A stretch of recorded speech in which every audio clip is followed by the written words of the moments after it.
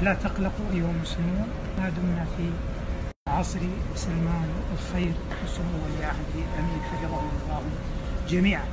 كما أنني أبشر وأطمئن أنها إن شاء الله أيام تنكشف الغمة عن هذه الأمة ونعود إلى الحرمين للطواف وللسعي وللصلاة في الروضة الشريفة والسلام على المصطفى عليه الصلاة والسلام، وتعود الأمور كما كانت. فدولتنا أحرص منا على صحتنا وعلى إيجاد البيئة الآمنة السليمة الصحية، ونتفائل.